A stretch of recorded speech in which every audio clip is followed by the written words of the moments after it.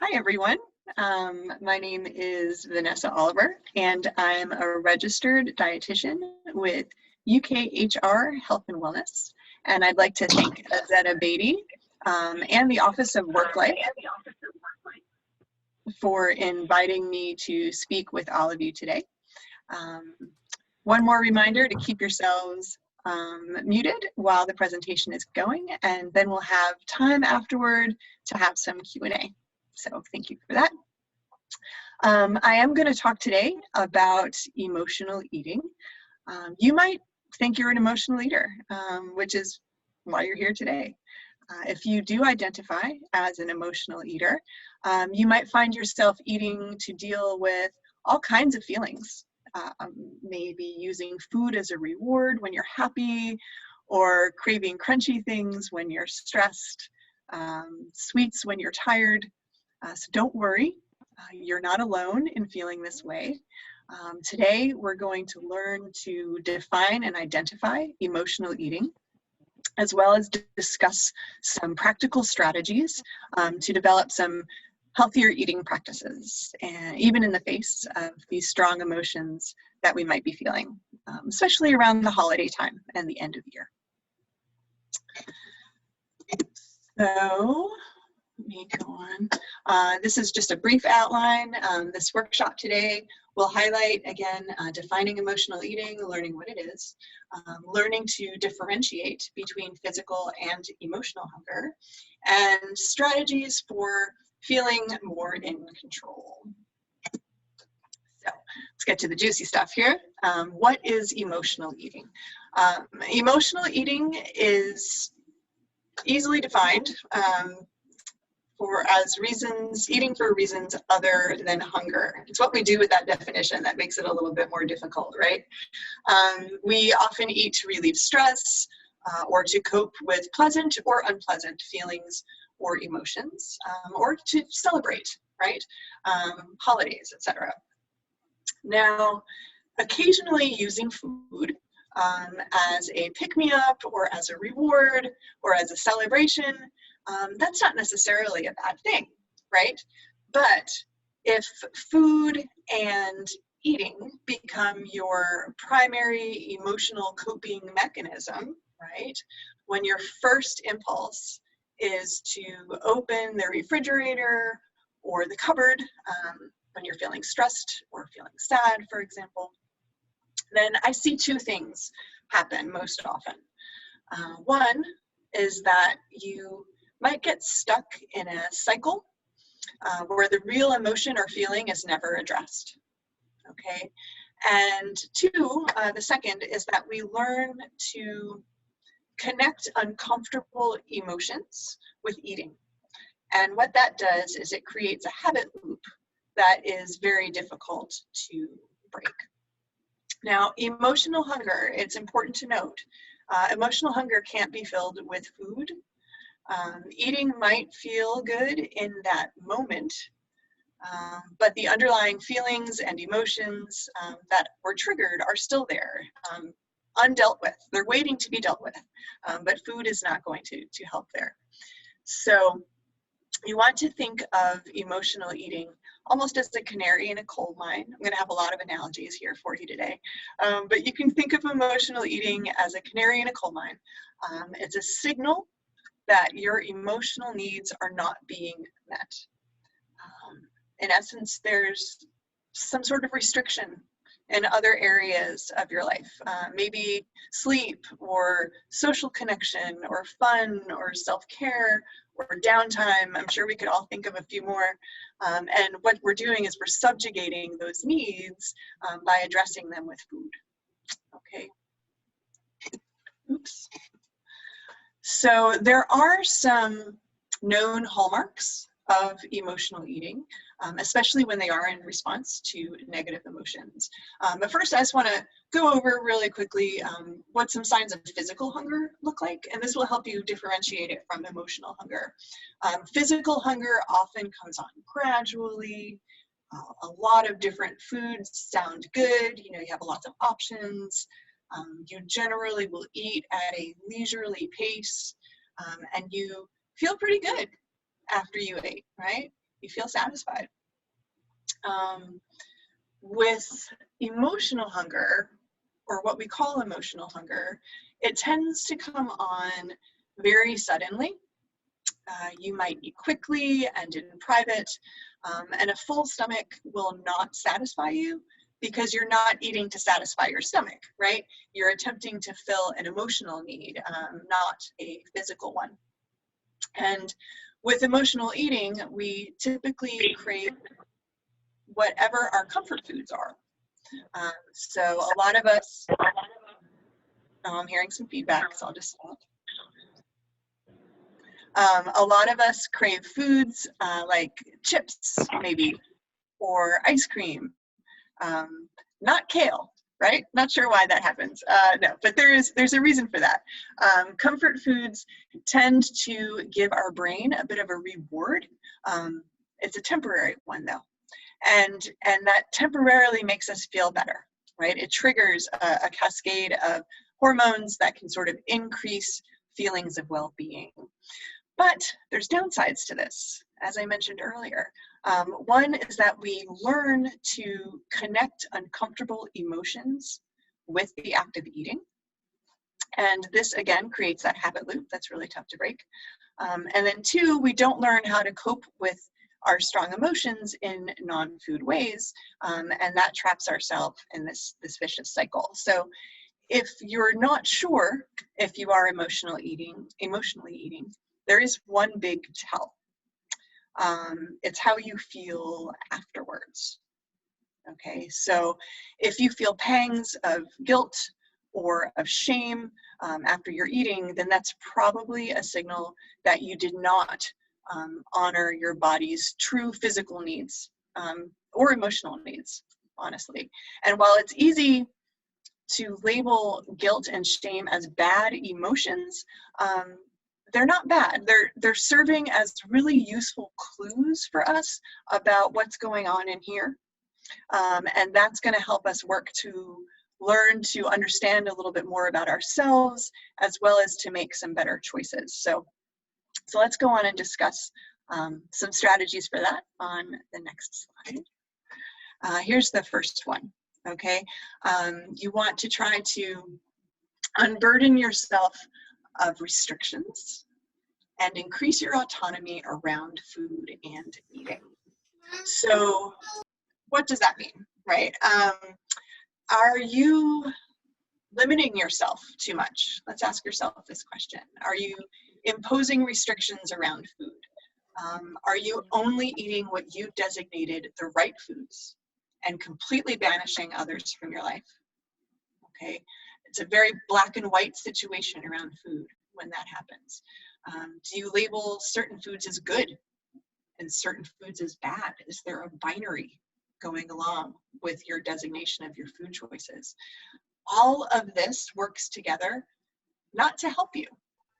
You know, we engage in these behaviors because we think that we're quote unquote being good, but what's actually happening is you're increasing your food cravings, especially in response to emotions. A strategy for helping with this is to eat amounts of nourishing foods as well as nutrient dense foods in amounts that are satisfying to you. All right, make room for your fun foods, whatever those might be. Get plenty of variety to welcome all foods onto your plate, all of them. This in time helps rid yourself of these feelings of deprivation and self-denial, and will completely negate that battle between willpower and our basic psychological need for personal autonomy, right? Autonomy, that desire to make our own choices regardless of pressure or outside or inside influence. Because when willpower fades, as it is absolutely bound to do, okay, we're human, okay, we're not robots that we can just program willpower into us. We're human, willpower fades. And what happens is that desire, that innate desire for autonomy that we all have, causes many of us to choose eating as a way of reestablishing personal control and personal choice. I like to call it I do what I want syndrome, right? We're all toddlers inside. So if you are overly restricting your food choices, and maybe even combining that with squashing down emotions, that's a really tight leash, right? It's like whack-a-mole. You know that game, and you're pushing things down, they're gonna pop up somewhere, okay? So what happens is that you give up control around your eating so you don't blow a gasket somewhere. And that's an attempt to feel more in control. If that makes sense, you control your lack of control, so that helps you feel better. But it's just in that moment, right? That relief that might follow is short-term, and it often comes with this cascade of new emotions like guilt or shame or resignation, like, oh, I'm never going to be able to do this, right? In order to work with this and to increase your feelings of autonomy around food without feeling the need to squash down your feelings, there's a lot of different practical applications. It might look like adding small snacks to your day. It might look like taking smaller portions initially with the full understanding that you can go back for more if you want it. Okay, practice going back for more in a way that you are in control of. Eat more consciously, more mindfully, savoring your food, and pay attention to what amounts of foods make you feel good. It may have been a minute since you have paid attention to what amounts of food feel good, and that changes over the life cycle. So ask yourself, how do I feel after I eat this? Would I feel better or worse if I changed my portion size or amount of food on my plate? Another strategy for feeling more in control is giving your feelings the attention that they deserve, and often demand, right? That demanding comes out in lots of different ways. So I've heard it put this way: our emotions might be our friends, but they don't have to be our roommates. There's another analogy for you. So what does this mean? To me, it means that we want to learn to say hi to welcome, to sit with, visit, and learn from our emotions, no matter how challenging and difficult they might be. When we are able to listen to our emotions and take in that information that they are trying to give us, then we can acknowledge them, we can thank them for coming, and then we can show them the door, okay? They don't need to sleep in the next room as us, like a roommate, and they don't need to share the table with us every night. Acknowledging these emotions make it a lot more easy and more possible to live with them and to move past them when we're ready. Okay, one more analogy. So it's like walking through a dark room, right? You have to know where the obstacles are in order to get to the light switch. What's between you and the light switch? Maybe eventually you will learn just to stick the lamp by the door in the first place, right?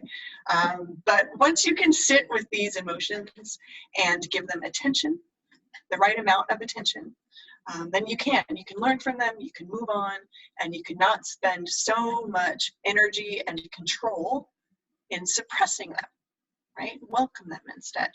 So a practical strategy for giving your feelings the attention they deserve is keeping a feelings journal or some other similar mode of emotional awareness. So some thoughts on this are on the slide here. In this particular journal, you would want to note what the emotion is that you're feeling first. Okay, and notice how you're feeling it also. Maybe you're sensing it physically. I think that happens to a lot of us. Maybe you're sensing it in your head or your neck or your shoulders. Identify as much as you can about this particular feeling that you're having. The second thing that I would do is to think about what caused the emotion, right? So what triggered me to feel this way? Why do I feel the way that I'm feeling right now? The third thing that I would note in the journal is to realize that the emotion, no matter how overwhelming it feels in the moment, will likely pass. And the fourth that I would note is to not deny the emotion or assign it any sort of moral value. You want to completely separate morality from this process. Again, it's not good or bad, it just is, okay? And instead of denying the emotion and trying to control it, you want to validate its existence and see how you're going to be able to learn from this experience, okay? It is a shift in mindset. So now we've got these two strategies, right? Increasing autonomy around eating and paying attention to our emotions and to our feelings. And I think that you'll find both of these pretty useful as we go to this third one, which is remembering the true purpose of food. In my mind, there are two purposes of food. They're not mutually exclusive. The first one is that, and I've alluded to this first one already, is that food provides nourishment as well as nutrients. And nourishment encompasses all kinds of nourishment. Physical, sure, right? But it's going to bring you joy as well. I think that with the holidays approaching particularly, but all the time, really, it's important to acknowledge that food is going to be part of the joy for a lot of us, right? You might have traditional family foods that you only get to eat during the holidays, or it feels like you only get to eat them during the holidays. Maybe you love to bake holiday cookies with your children or with your grandchildren, or just by yourself. That's me. Maybe you like to enjoy a few holiday drinks. These things are nothing to feel guilty about. There are nothing to feel shame about, okay? Because again, food is not just about nutrients, it's about nourishment. These are all nourishing you in some way. Occasionally eating food, I said this at the top, occasionally eating food because it brings you joy or connects you to others or helps bring out traditions.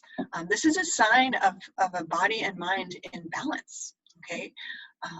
Now, this balance can bring us pleasure, certainly, can bring us joy, but it shouldn't be bringing us comfort. There is a difference between pleasure and comfort, right? And if you find yourself often turning to food for comfort, then I would challenge you to think about non-food ways that you also find comfort, because they are out there, right? Now, this might mean actually having a conversation with yourself about this. And again, it might be a minute since you've had this conversation, but ask yourself how you find comfort. It might be a while since you've asked yourself this. Comfort looks different for everyone. It might mean self-care, like meaningful physical activity to you, or a hot cup of tea, or some fuzzy socks, or a warm bath. It might be a hobby, like reading, or knitting, or fishing. It could be connection, like talking with a friend, or maybe playing a game online. It's going to look different for everybody, and it might even look different for you from day to day, but the point is to discover or rediscover these comforts for yourself and having that conversation, okay? And also giving yourself a lot of compassion as you find these answers. They may not come right away. All of this, because it doesn't come right away, it all takes practice, right? It's an ongoing practice. It's not something that's just one and done, and we want to also challenge ourselves to take perfection out of the equation here, okay? Because again, we're all human. But if you give yourself the space to try this a few times, perhaps failing a few times as well, and in turn not using eating as a primary emotional coping mechanism, you'll be able to use some of these ideas that I've talked about today to help engage and build your internal resilience and your internal strength. So again, the strategies that I've mentioned in this workshop are practices, okay? They can yield long-term results, but they're also, it's not just one thing that you do once and then never again, right? Something that you continually build upon. If you want to start with a very boots on the ground approach, I've got two even more practical ways to start, okay? So here's 2 ways to start your journey here, the 3 Ds and the 5 5s, okay? The 3 Ds are something that you would use if you feel like you are experiencing a strong emotion, okay? So these 3 Ds are, the first one is delay, okay? Delay making a food-related decision for 10 minutes, okay? If you wait, then the urge to eat may pass. It may not, and that's fine too. But just work some time into your decision. The second D is to distract yourself during this time with some non-food activities. And again, these might be ways, non-food ways that you find comfort. And then the third one is decide. Okay, you are going to decide at the end of those 10 minutes with all intention whether or not you are going to eat. But you are actively making that decision. It's not just happening to you. The 5 5s are something that you would do before an episode of emotional eating might be happening. This is something that you want to activate with your cool brain, right? Not your hot brain. So your 5 5s are an activity and an invitation to write down the following responses to the prompts and to be able to refer to them whenever you feel some emotional hunger. So maybe you write them down on a piece of paper, maybe you keep them on your phone, somewhere where it's always going to be with you or at least easily accessible, because you don't want to have to think about these in the moment. Okay, so the following prompts, you would write down these responses to: 5 ways that you can relax, 5 people that you can connect with, 5 places you can go to calm down, 5 non-food activities that you can engage in to distract yourself, and then 5 helpful things that you can say to yourself. Right? So again, you would collect these responses to these prompts and have them easily accessible to you.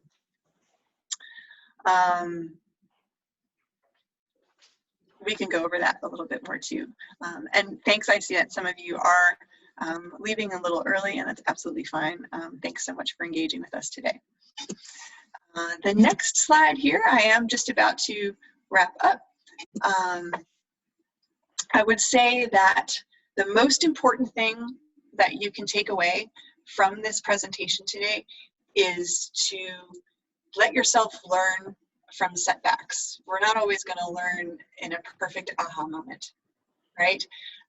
If you do feel like you have an episode of emotional eating, or if you just feel out of control on one day, just forgive yourself and know that you can start fresh on the next day, or whatever day you choose. Okay, you want to try to learn from the experience and make a plan for how you can prevent it in the future. So focusing on these positive changes that you're making in your eating habits, and giving yourself credit for all of the things that you're doing to lead to better health. That's important, right? I think a lot of you are probably doing a lot better than you think you are. But if you feel like you're not, and if you feel like you'd like to connect with Eat Well in some way, you've got a couple of reasons, a couple of ways to do that. And the first one is a one-on-one consult, right? You can meet with us either via phone, email, or Zoom, in the age of Zoom right now. And we're happy to talk with you about whatever nutrition topics that you'd like to discuss. And then we also have the Eat Well Weekly program, where we meet virtually, Tuesdays in person and Wednesdays online. Of course, the in-person is also via Zoom right now. We do record these sessions as well. We have a lot of different topics that we work through each week. So if you like that sort of group session mentality, then we would invite you to join us that way. You can find either of these ways to engage with us via the Live Well dashboard, which is on the UK HR website. You can also contact us with the email that's on the screen, eatwelldietitians@uky.edu. Okay, now I do see some questions in the chat box. The D's and the 5s, yes, I can absolutely create a document for Izetta to send out to you all if you like, but essentially the 3 D's are delay, distract, and decide, okay? And your 5s, think of 5 ways that you can relax. Think of ways that you can, people you can connect with. Think of places you can go to calm down. 5 non-food activities to help distract yourself.